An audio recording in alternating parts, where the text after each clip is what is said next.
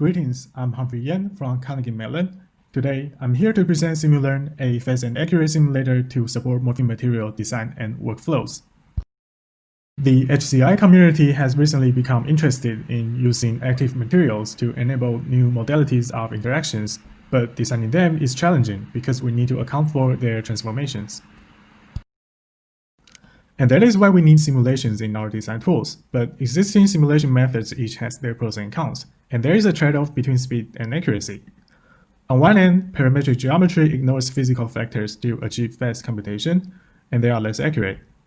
We also have mass-spring models or elastic rods that consider some physical factors and are more accurate, but they are also slower to compute, and are subjected to specific limitations. On the opposite end, finite element analysis is highly accurate, but they are also very slow to compute and are not interactive. Therefore, we are tasked to develop a fast and accurate simulation method for moving materials. This method should be fast enough to afford real-time interactions, while being sufficiently accurate to inform effective design decisions. The concept is fairly simple. Given the material system, we use FEA to collect accurate data about its transformations, then extract useful information to arrive at a concise dataset.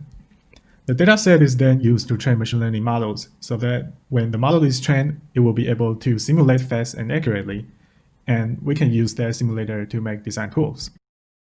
In this work, we use thermoplastic 2x2 morphing grids to contextualize this concept. The grids are made of bending beams and passive joints and are always fixed at the center during transformations. We use a parametric script to generate different input models for FEA. These models have varying design parameters to cover the design space. The FEA solver is provided by literature and has an accuracy higher than 95%.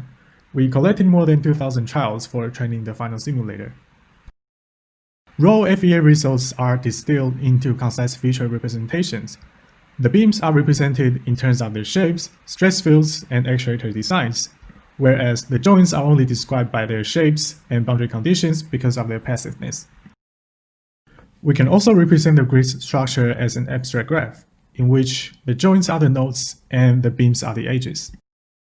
This graphical representation also allows us to use graph convolutional networks as our machine learning architecture, which accounts for the dynamics between elements. At a high level, the forward computation can be characterized into several steps. Given the grid as input, we decompose it into beams and joints, represented by feature vectors. These feature vectors are then used by the network to compute their updates. By applying the updates to the elements, we can obtain their shape in the next time step, as well as the grid as a whole. And we can iterate this process until there's no further transformation. Finally, when we benchmark the simulator, we find that it is 1,000 times faster than FEA while being similarly accurate.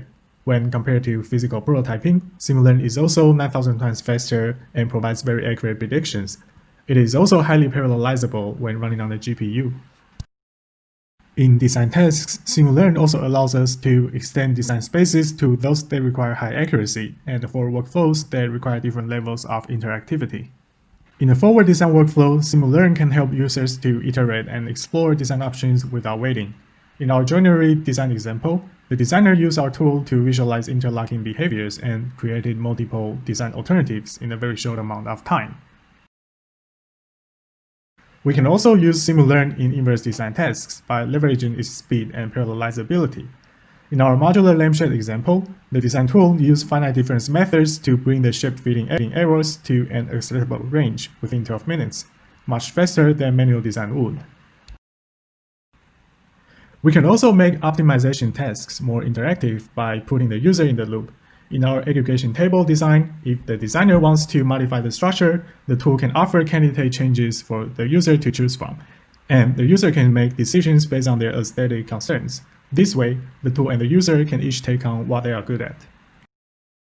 To sum up, SimuLearn can readily support complex design tasks and interactive workflows, but there are still rooms for future research, such as generalizing it to other material systems by swapping the FEA solver and representations, or scaling to different sizes by augmenting the machine learning model. Looking forward into the future, we also think that SimuLearn will enable future design tools to become more active and conversational with the user. Finally, this is the end of this talk.